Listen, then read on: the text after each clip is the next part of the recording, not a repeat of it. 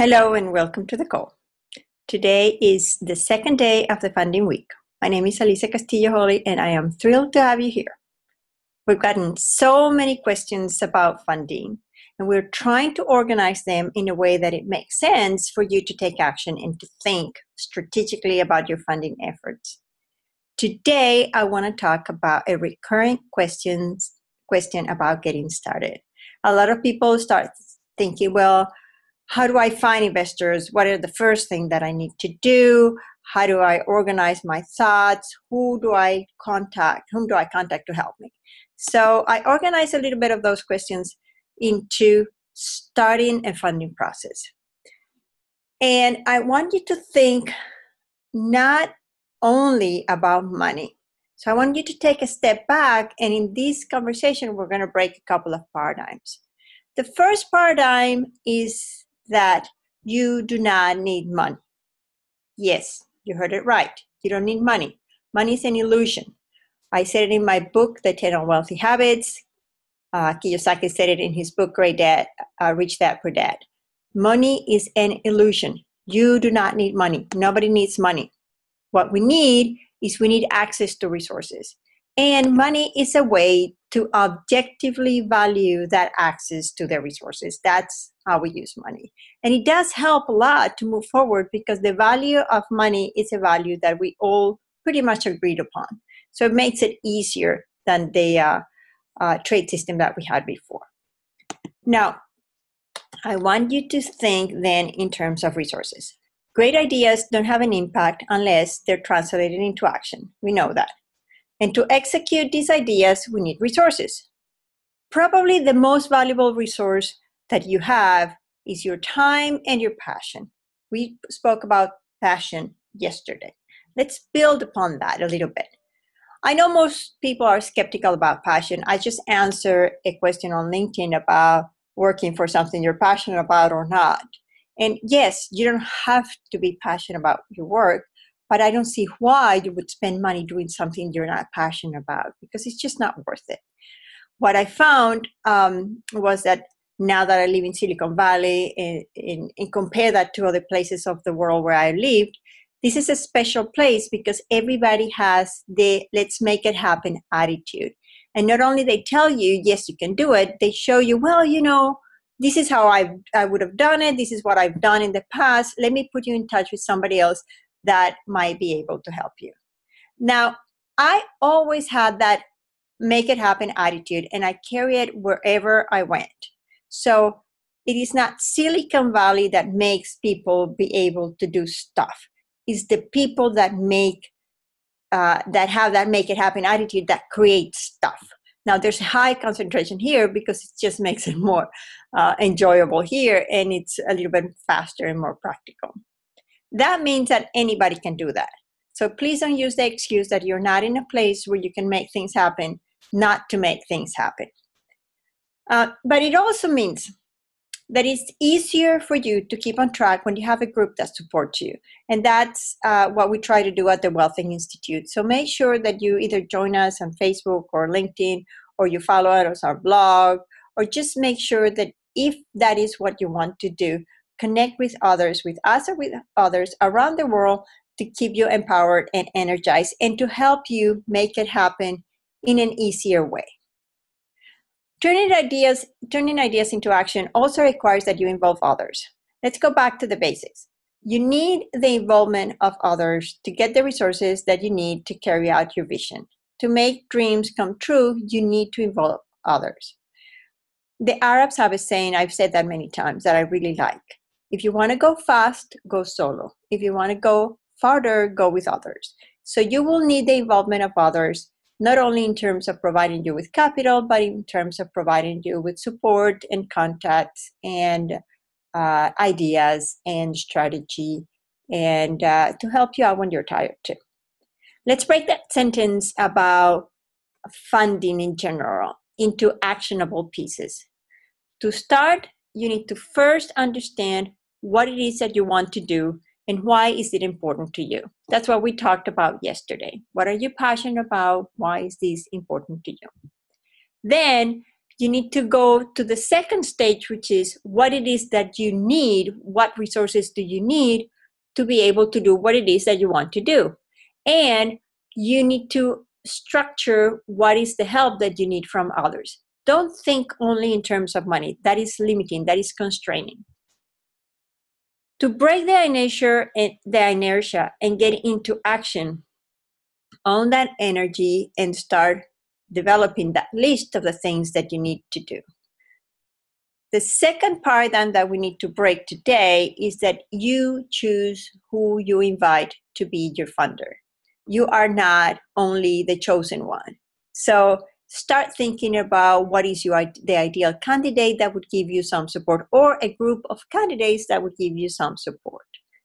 Let's move back into thinking in terms of resources.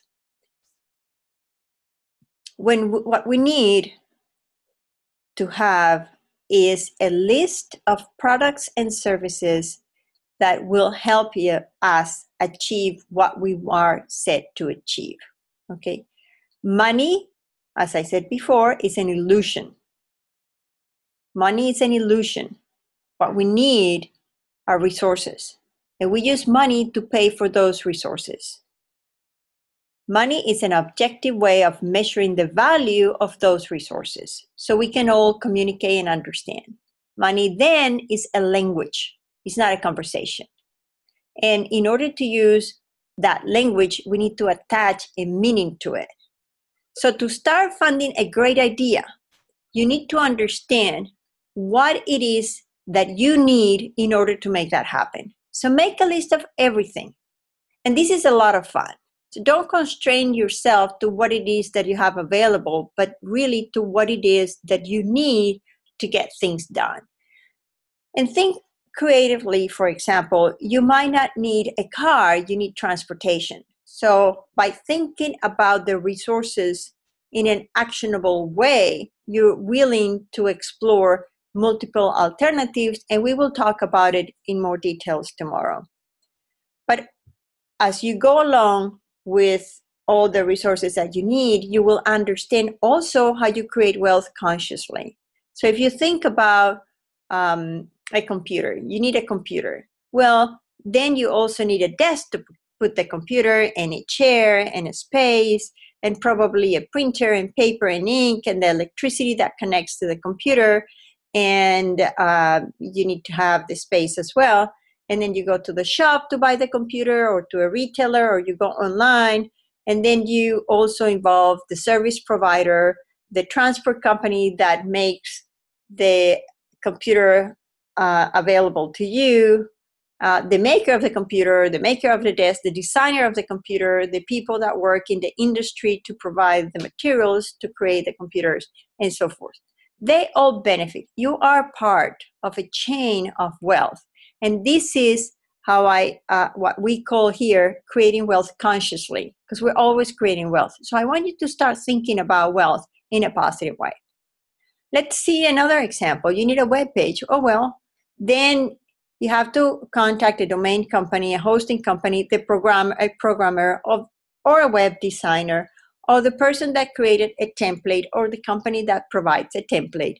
And the people that create the template benefit, the software that helps the people that create the template also benefits, the trainer benefits, and at the end, the government also benefits because we all pay taxes, and so forth. All of them benefit from you.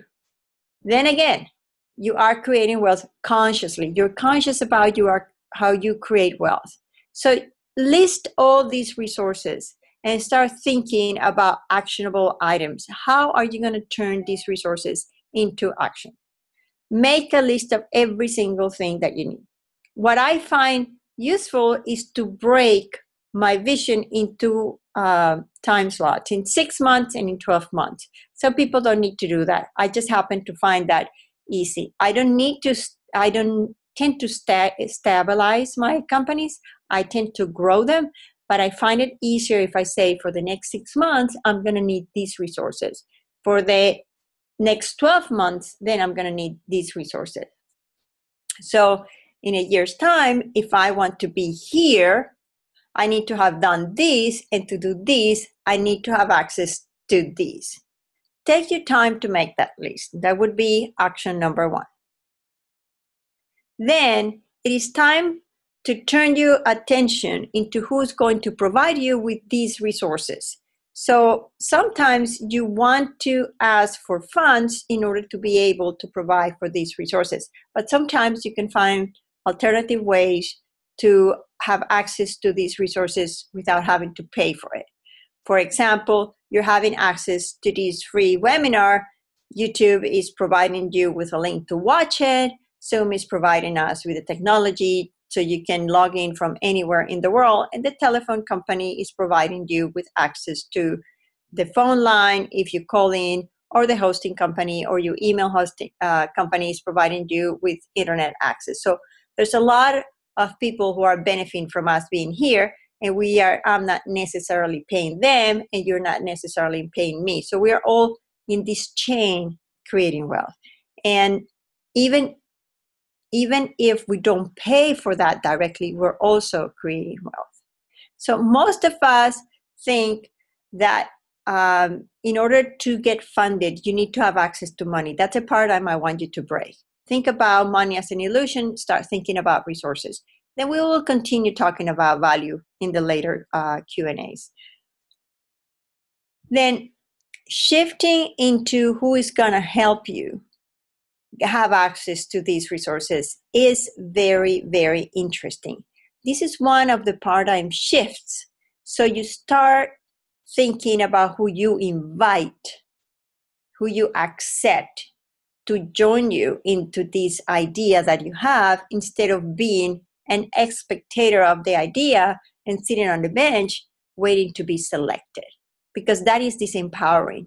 When you think that you are selecting and inviting others to participate, you bring back your power and your inspiration inside of you, and then you can take action.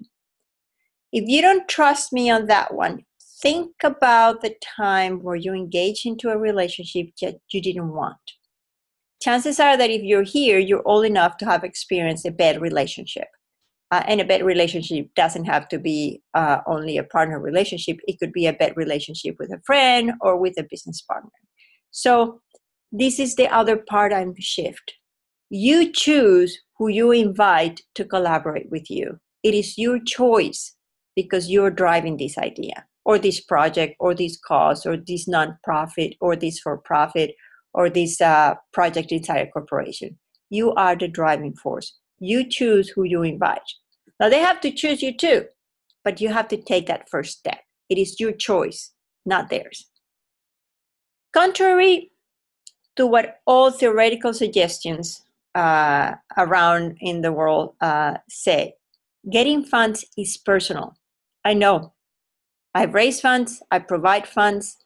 I studied how people raise funds. I write books about it. I write academic papers about it. I interact with other researchers, investors, and entrepreneurs, and social entrepreneurs and activists. Getting funds is a personal, very human process. You have a rational component, but you also have the emotional component. It is then time to define what are the conditions that you want in the people that you're inviting to participate in your adventure or in your idea.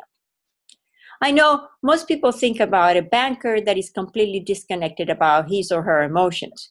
I had a conversation the other day with actually a friend of mine, and she said, "Oh yeah, I like your video. It's about human emotions, but not everybody's like a banker." And I was shocked, because it is about rational decisions and emotional decisions. It's not one or the other. It's both combined. And I asked that friend of mine, "Well, have you met any banker?" And she said, "Not really, but we all know how they are." The same thing happens with venture capitalists or people or philanthropists. So people have an idea that is fueled by the media, but it's not real necessarily. I happen to know a ton of investors, and they're people just like you and me. And I'm an investor too. So we're just people. Here's the trick. Here's a trick for you to think. The banker needs to lend money. Investors and donors want to fund the idea. If you don't know what your ideal partner is, you're not able to test, improve, and discard. So you are at the mercy of destiny. You're not in control, or you're not able to execute actions along those ways. So first, think about what are the resources that you need, and second, think about who are the ideal partners for you to bring in. Exactly like you would find a partner for a social event or another professional event. Now, I'm going to leave you with these two thoughts, and I want to entertain some questions. Let me see. You can ask your questions right here in the chat, or you can send us your question in social media. Okay, so here's the questions. Why do bankers don't take risks? Bankers don't take risks, unnecessary risks, because they don't owe the money that they have available to lend.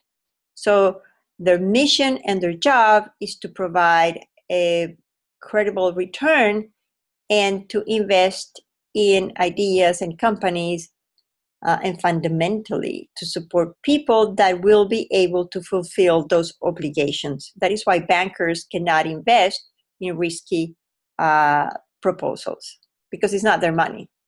If it was their money, it would be something else. So we'll talk about funding mechanisms tomorrow. Those are other types of investors, angels or families or friends. This is the questions. Do bankers have emotions? Of course they do.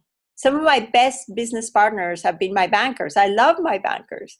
I ask them questions. I make them a part of my success.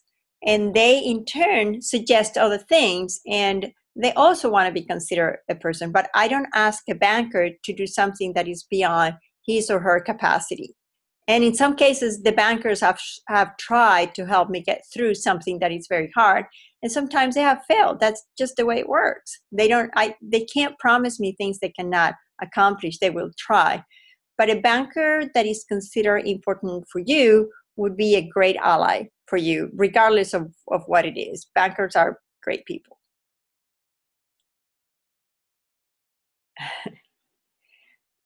Okay, here's the other question. A list of everything that I need is very long. How do you make that list more practical? Okay, I know that I said you have to consider everybody that benefits, but that was a way of saying that you're consciously creating wealth. You're conscious about how you create wealth.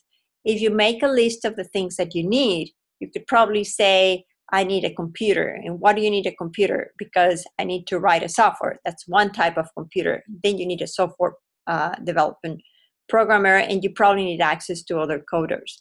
If you need a computer to create a website, that's a different use for a computer. And if you need a computer to check information, you can go and rent a computer out at a cyber cafe or FedEx or something like that, or you can have a tablet, or nowadays you can have a mobile device. There's a great book by Tim Ferriss called The 4-Hour Work Week, and he suggests that before we do something, we need to think if what we're doing is necessary. So I suggest that you read that book as well.